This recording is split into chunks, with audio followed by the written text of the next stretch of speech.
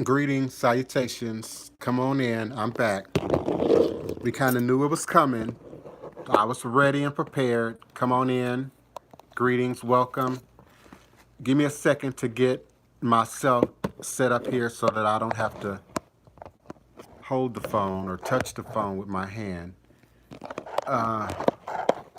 My crystals are all kind of moved around right now, so give me a second to get things positioned again where I can talk and interact and not have to hold my phone. It's real interesting. Just as things begin to break up and the buffering started again and all that kind of nonsense, I was just beginning to think,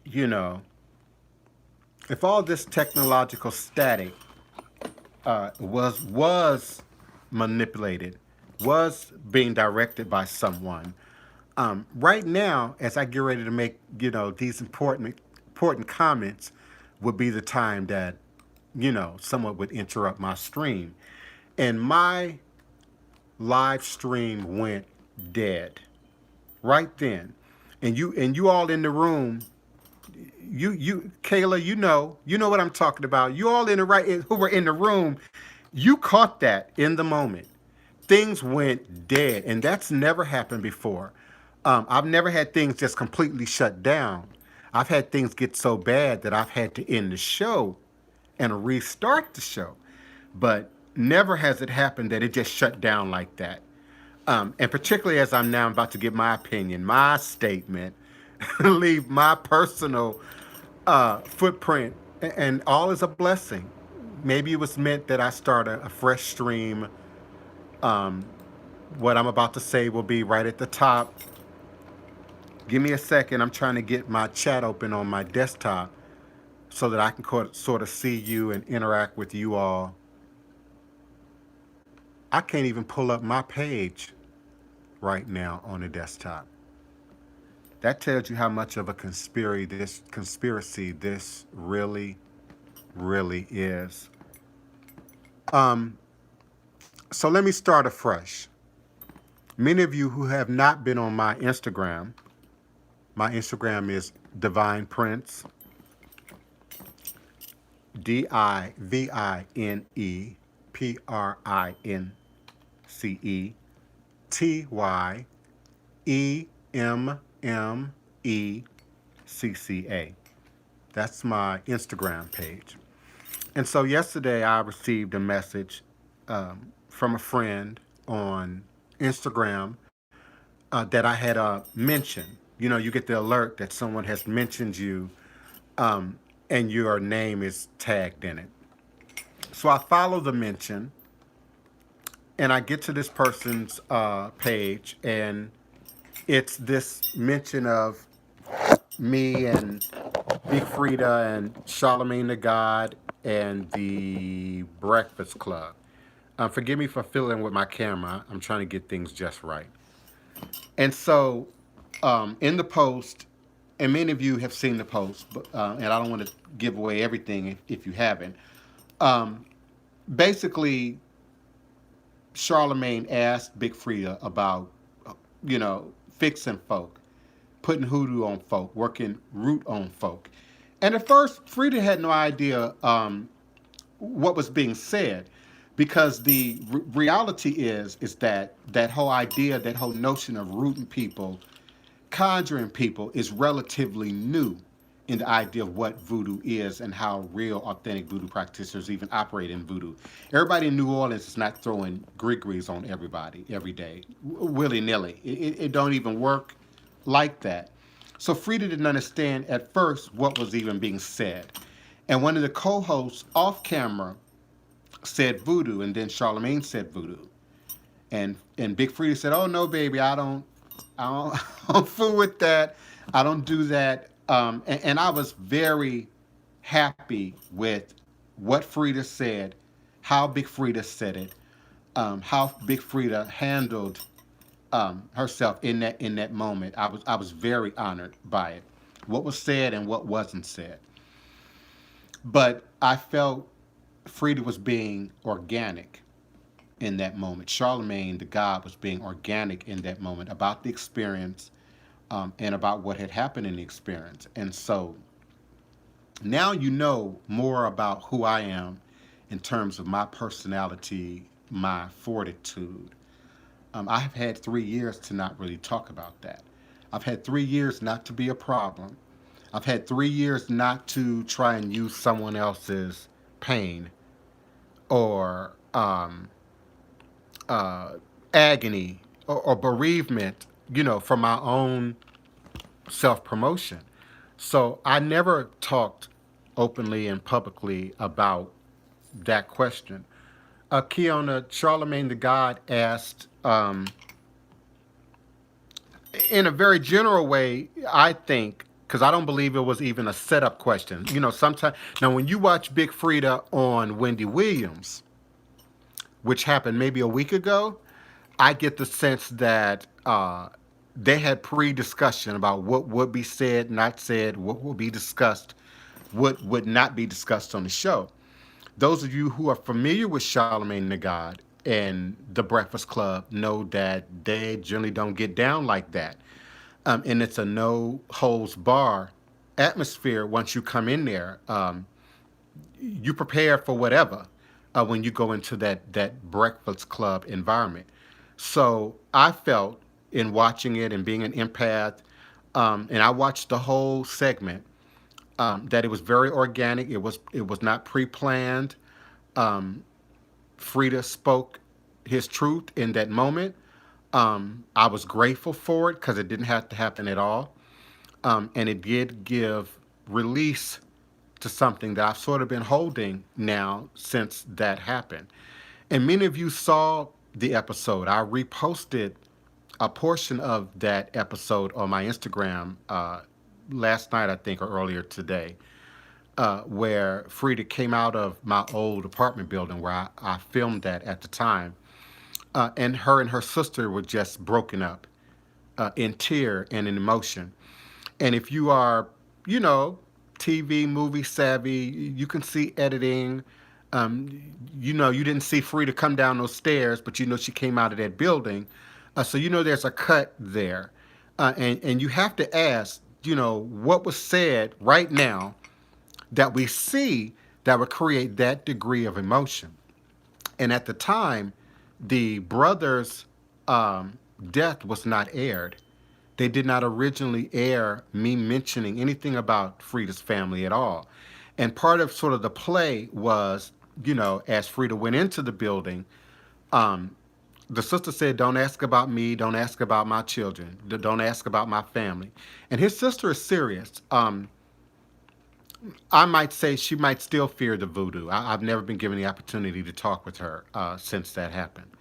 But she was serious. So that emotion that you saw as Frida came out of the apartment building and crying was a response to me having had just made the prediction. And let me be clear about that. The show was not scripted. It was a reality TV scenario. But we did have checklists. We're going to go in, we're going to do a reading. To keep it real, we can't cut, start again, because we can't move the shells around. We can't have my scene look inauthentic in any way to the real ATR community that's out there watching me. And I say that every time I go into any kind of filming of that sort, where our traditions are going to be sort of revealed in that way.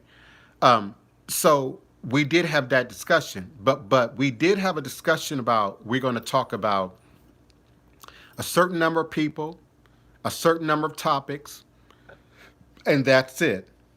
This question about the family was on the spot. I can't remember what happened, what created that, what birthed that in the moment. What I remember was we stopped for a second. The camera was still rolling. And then Frida was asked to ask a question, a new question that wasn't on the slate, that we hadn't talked about, that hadn't been presented already. separate from the subject matter that you all know that we already had discussed in the reading, that which actually aired. And that's when the question of her brother specifically was put on the table.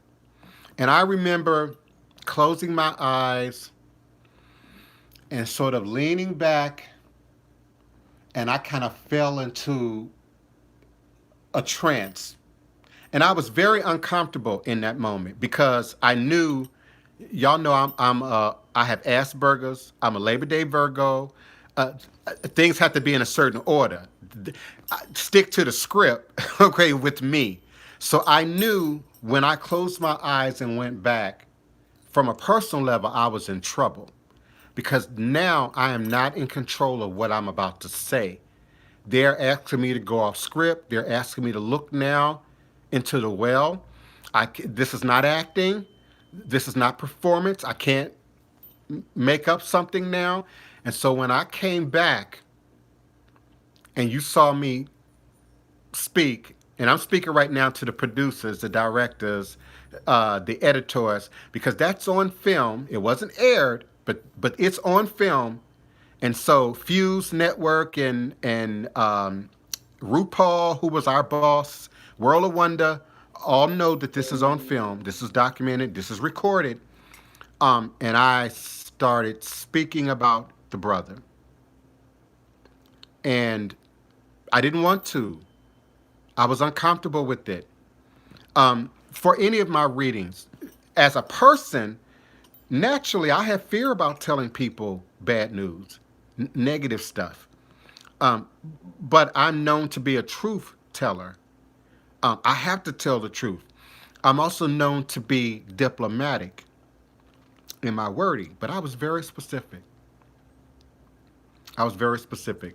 So I was grateful that Big Frida not only spoke to it, spoke truth to it, um, held no bars about it, and then cut it off.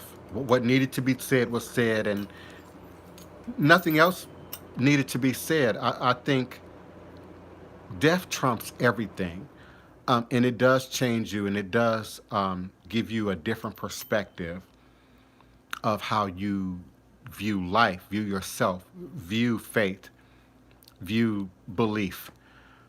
So, man, it was a certain amount of vindication for me to see that, particularly in that platform, Breakfast Club, with Charlemagne the God asking the questions and giving the responses. Um, I was even humbled by just the sounds in the room. I could hear the people stop breathing. I could hear the air leave the room as Frida was speaking. So I'm grateful. I'm grateful Frida didn't call my name. Even though I've still had, you know, people showing up in email and Instagram and I mean, instant message and direct message. But in this weather, in this season of COVID, nobody's knocking on my door. And I'm grateful for that. No one's ringing my doorbell right now, and I'm grateful for that. Um, but I am grateful for the opportunity. If I have to sit down, and we all have to sit down to be present for people, virtually, online, by way of my Psychic World um, network. Um, Thank you so much, Keisha, Keon, everybody who knows anything about voodoo, anybody who knows anything about New Orleans, anybody who knows anything about Bounce or Big Frida knew exactly who they were talking about. Um, you can't put psychic voodoo priests together in one sentence anywhere in the world without, it being clear that it's a reference to me and to New Orleans specifically. So I'm grateful for that. Let me put on my eyeglasses. Let me check my chat room commentary.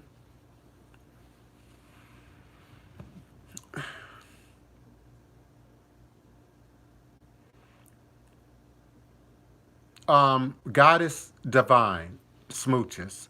Greetings to you, beloved. Thank you so much for being present. And please write your questions in all capital letters so I can see them better. I look at, and some of my circle have talked about this in the recent days. We on timeout, and timeout is not necessarily a negative thing if you got something to do. Some of you don't know how to sit down. Some of you don't know how to be quiet. Some of you don't know how to be still.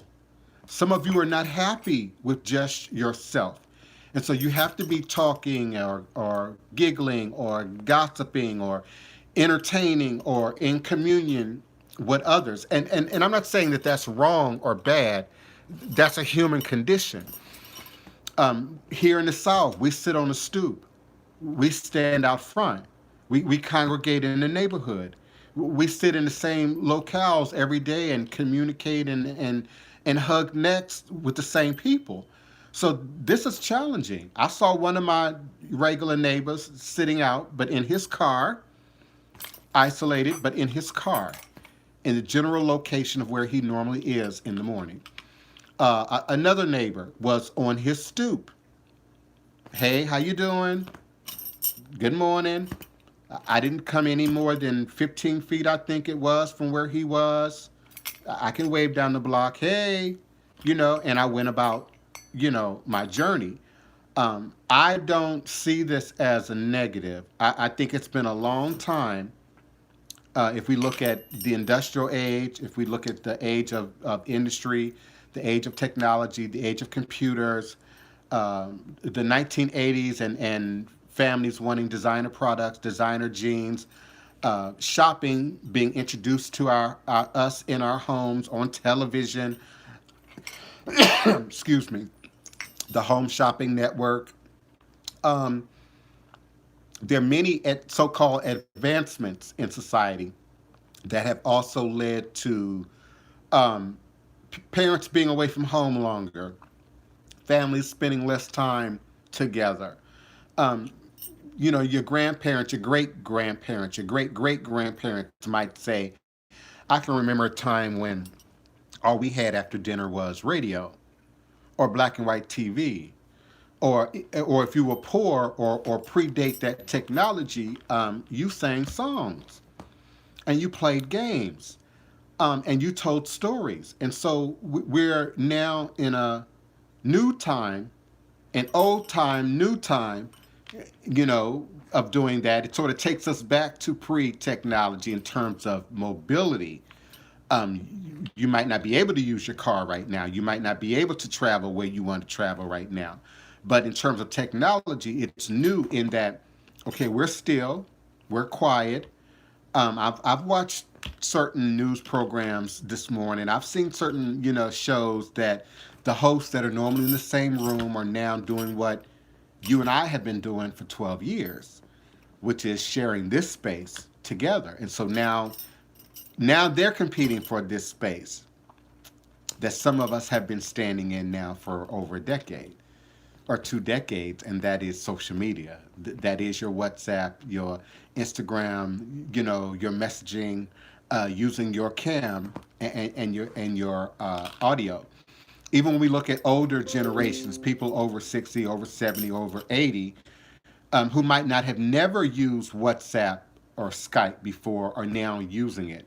So there's always a pro and a con. There's always a up and a down. There's always a up current and a down current. And we always have a choice to embrace the vibration, to create and recreate the reality. First here and here, that we want to live out, and then have that manifest in its due timing, in its due season.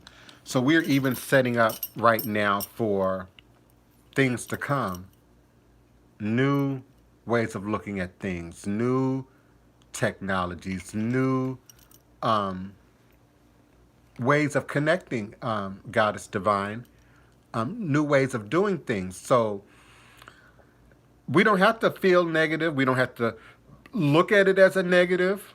You're on a timeout. You're just being quiet. I have many incarcerated clients. So all they have is whatever level of communication they have. And I don't want to get into any details about it. I don't want to hurt them.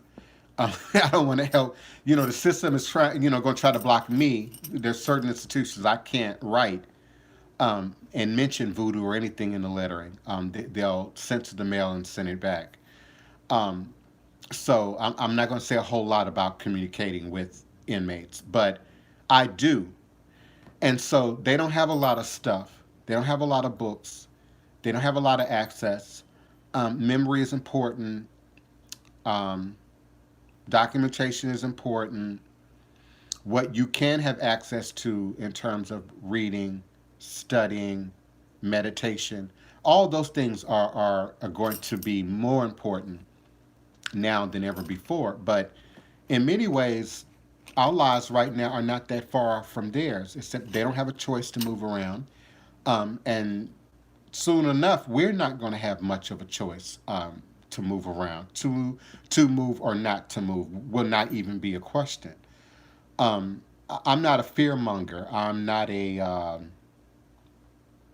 person who typically rides the the the conspiracy theories. I'm very much a realist, and so I can envision martial law. I can envision being still. This is as far off from post Hurricane Katrina, emotionally and energetic for me and for many people here. It's just actually a little bit scarier because it is an invisible thing. It is something that is still yet not completely determined. Me and my partner were joking about it. Me and Val was joking about it yesterday. Excuse me. I kind of wish this was, you know, the zombie apocalypse. I wish people would turn purple, if they've been in contact with the virus. And I don't mean, the negative aspects of the virus, but if I was writing, a comic book, a movie right now, I would want people to glow or something so that we know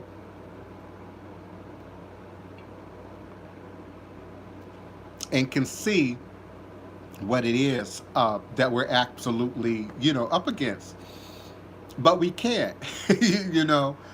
Is there a meditation? Is there a crystal that gives us third eye vision that helps us to sort of illuminate, that bacterium, in the environment? That's imagination and what is happening right now while we sit still. But we also have an opportunity to share right and truth and helpful and healthy information and to be present for each other and to shut down foolishness when we encounter foolishness. Um, I keep mentioning this social network group that keeps popping up in my alerts where there's sort of this ongoing conversation about getting out and interacting. And then there's this other group of people who keep sort of downvoting and attacking any mention of anything that suggests people should go outside. So the community, that vigilante spirit is just beneath the surface with this.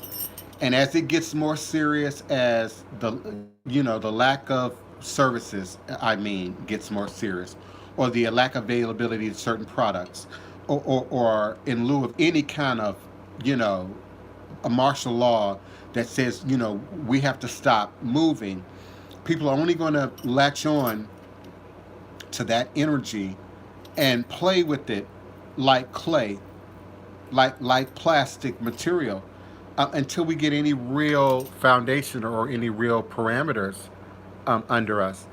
Kayla, let me look and see what question is being blocked if I can help it. Yes, Kiona, they're talking about two stimulus checks, one in about 2 weeks and another one, I believe, in June. Even your president has talked about that, has discussed that. Um, Kayla, I'm still not seeing. If they're blocking it even from me. Now, sometimes they'll block it, and I have an opportunity to unblock it. But I'm not seeing any blocked comments or questions right now. Um, and Keona helped me to keep a lookout for that. Yeah, but I appreciate you. I appreciate you all being present. I wasn't here yesterday because I just got wrapped up. Someone hired me for a consultation using my psychic world, and I'm grateful for that. Just a little bit too close to the start of my show. Y'all have to forgive me. I'm talking. I'm dry. The air is off. Okay. So someone called me right before the show,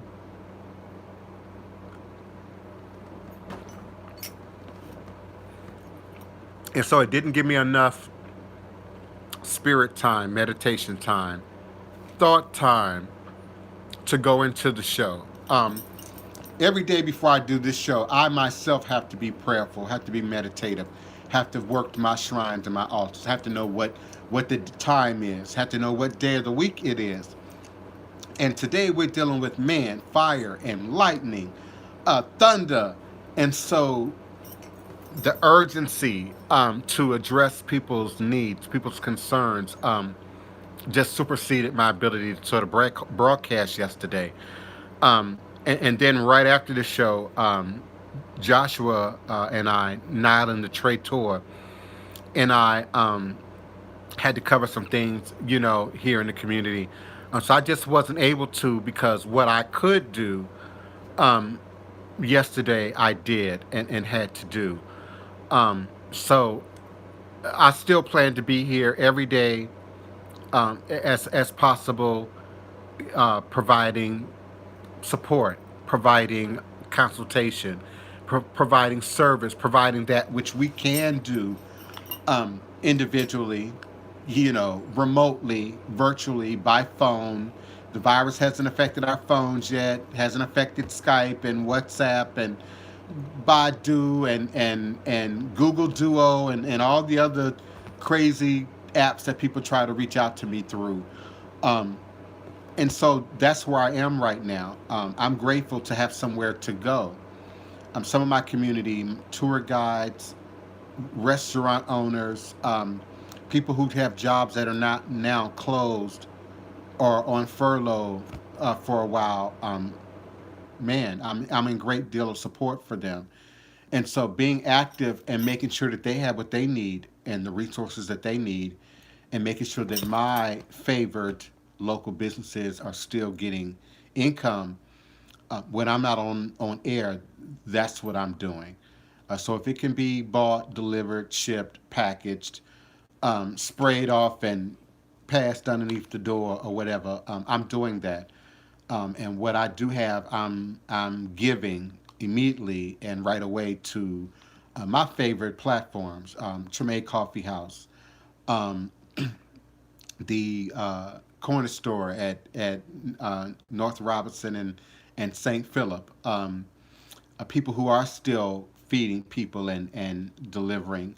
I'm still in support of a very specific restaurants that are still delivering. And I'm careful about saying who, what, when, and where. I am aware of certain things that are happening in the community. So my hesitancy is me looking for words and being sort of diplomatic and trying to find my words. But we have to look out for each other. We have to be aware.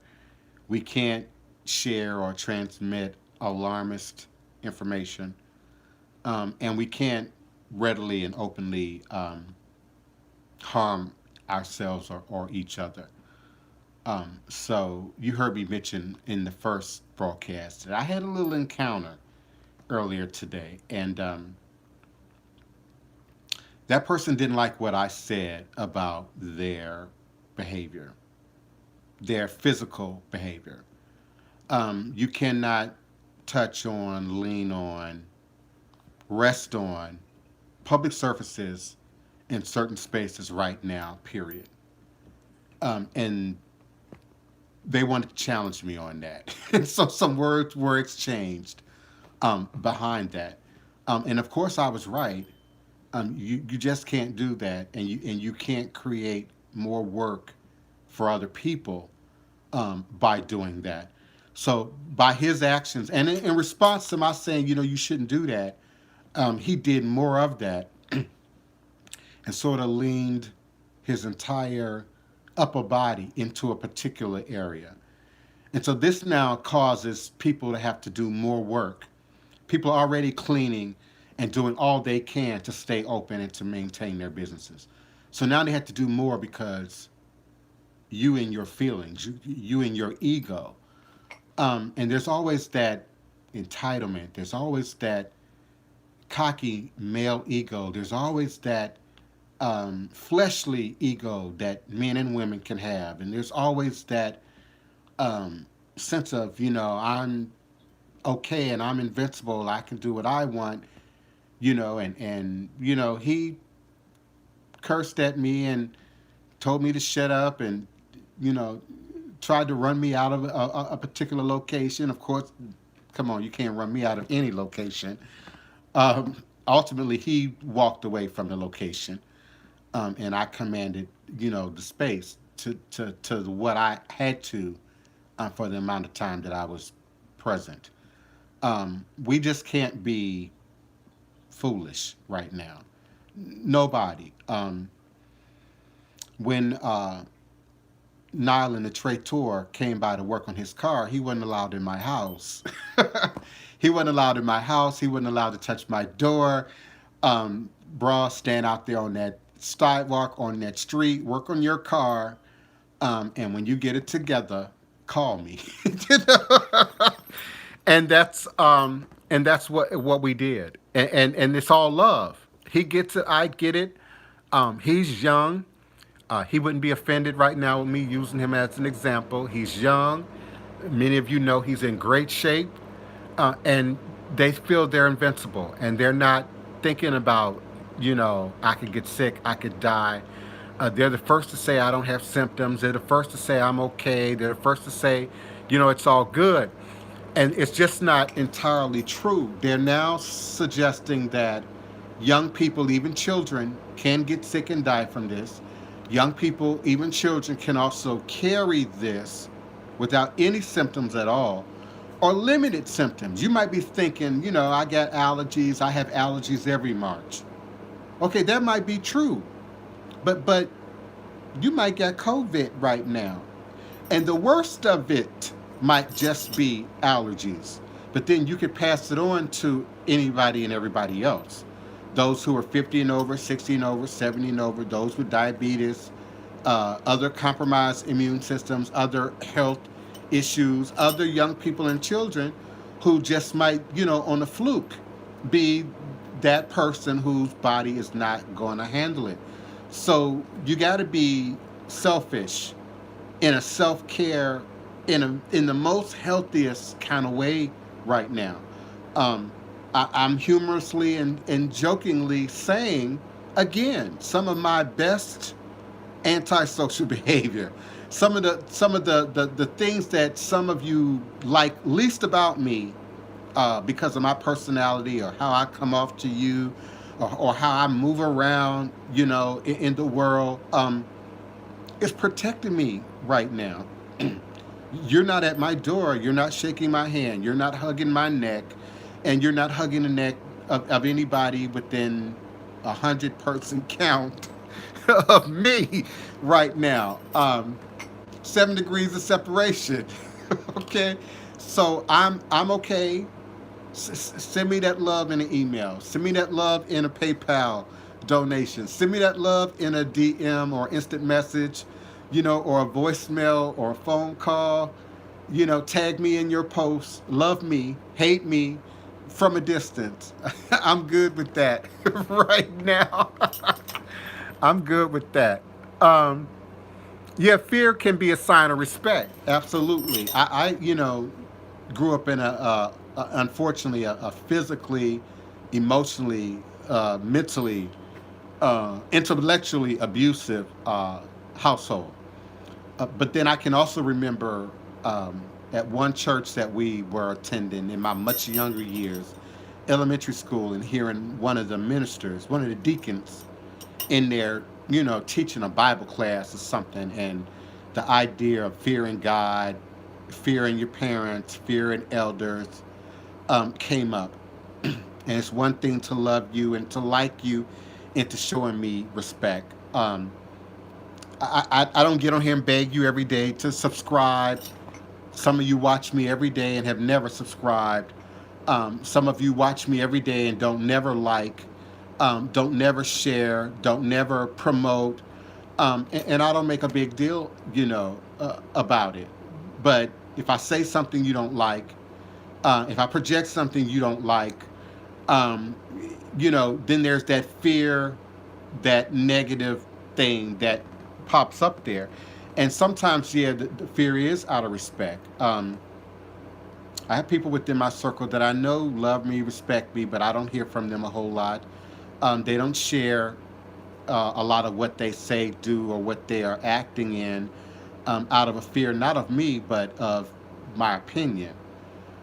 Or even in some cases, they know I won't share my opinion, and then they fear that the ancestors or that the spirits have said something, have shown something to me, and then there's a fear that I haven't said or that I won't say. And so it just complicates social life for me being an authentic practitioner, generally speaking, most of the time, in most scenarios. So this scenario, in some ways, helps me. This scenario leans in my favor to some degree. There are those of you who are already connected with me virtually, have been comfortable virtually with me since I first showed up online during Hurricane Katrina, and that has sustained and is now carrying forward. There are those who are now just coming online because they are at home, because their children are at home, because they are having to find new things to do, new avenues, new outreach. So I'm grateful for production companies, networks, TV producers, creators who are looking at me right now and are deciding the next project, future projects, writers, creators. I'm grateful. I don't want to call out a whole lot of people's names directly, but people who are absolutely paying attention to what we're doing right now while we're not particularly doing anything right now. Okay. Thank you, Kiona, for the big red question marks. I'm having a hard time not seeing all the questions. Kayla asks, do you believe there will ever be a time when people can respect voodoo without fearing it? Or will the two always coincide? Um, okay, I'm about to do something that's one of my pet peeves. Don't ask me a question, or I ask you a question, then you respond with a question. But I would say that that's the equivalent, Kayla, of will there ever be a time people won't look at race or color or ethnicity? No, let's say ethnicity, color, class, status without considering race. It's a similar like puzzle to me. Um, I think the fear that is associated with voodoo is not just fear of bad people, fear of wickedness, fear of evilness, which is what people will say, fear of you all working evil against other people, which is what people will say. But it is tied more so with the fear that was projected onto voodoo world culture and tradition, indigenous world culture and religion, sort of as the bus, if you will, that was racism, white supremacy, colonization at the time. Because we can argue that, well, my people went in to bring you Jesus. We never intended, for colonizing to take place. And then the next group can say, oh, well, my people went in, just to colonize. We thought we were bringing you Jesus. We were bringing you industrialization. We were bringing you, the new world order. So there's all, at the college level, I heard all of those theories. I heard a theory that slavery was in our benefit because it introduced Jesus to us. It brought salvation to Africa. And there are still black Africans who believe that, who stand on that, who operate in that today. So I don't think there will ever be a separation of voodoo and fear. One, because we still live in this tri dominated Judaic, Islamic, Christian atmosphere. And two, I think these cultures, these belief systems, unfortunately, have now been passed through this cipher of racism, white supremacy, colonization, and now to add some new isms, um, capitalism, greed, commercialism, you know, that now is also latched on. So I think it'll always be there at some level. Do I think people will be a little bit more open to it? Just as open as people are right now to homosexuality, and even the discussion of homosexuality. That's still, my life was interrupted by a phone call. And I've got a new phone, so I really don't know what happens. I don't know if you can hear it ringing, if there was just maybe a pause while I tried to stop it. But if you did notice anything, someone just tried to call me. As often you will try to do when you know I'm on air, I will have people who are watching me on air try to call me. Um, don't do that. At least let me get off air. It's a distraction from what I'm saying from the stream of the moment. But I'm grateful for your reaching out to me. I've forgotten already what I was talking about. But yes, Kiona, fear is a sign of respect um, in many cases, or a sign of just not being aware, not knowing. You might fear the gun that your spouse keeps in the house because you've never held a gun or been taught how to use a gun, or never had instruction, weapon instruction. And so there's a fear there. I can remember that Good Times episode where James brought that Bappa true crime stopper into the house, and Florida, was just in fear, um, just because it was there. So knowledge can disrupt fear. Awareness disrupts fear. Exposure disrupts fear. I know what I was talking about before the interruption. Just the topic of homosexuality in various avenues of world culture, particularly when I'm looking at African communities in their media, things that are said, posted, legislation, events, violent occurrences, and then their relationship too. A question was asked earlier about people coming together, under the conditions of this uh, biological calamity, and then coming together under ideologies, under belief systems, under access to resources, under, we click. I think that's a good thing, and that too will be sort of a positive outcome um, to what's happening right now, and to what's happening in the world in general. I certainly appreciate each and every one of you for being here with me at noon U.S. Central Standard Time for Revolutionary Hoodoo, New Orleans Voodoo Secrets and Recipes with the Divine Prince. I hope we've had a great show. I hope there haven't been too much buffering or interruption. I'm going to figure out this buffering interruption game. No matter what I do, I'm going to figure out I want to figure out the combination of devices and what can be on and off in the house and security measures and whatever I need to do to be sure that I'm here for you and with you um, at any time of the day or night, but certainly during our live broadcast without interruptions, so that I can continue to bring you the truth about voodoo, the truth about ATR, the truth about indigenous world spirituality and religion, and why that matters today, how that shows up today, how we get result oriented experience from these traditions, from these practices today in real world time. How do we handle what we're up against, what we're facing, what we're battling, what we're living with, and stay happy and stay joyful and stay positive and continue to give and continue to grow in this environment. This is how I want to use this space. So I appreciate you all. Thank you, Kayla. Oracle Treehouse, peace and blessings. I pray your phone is ringing.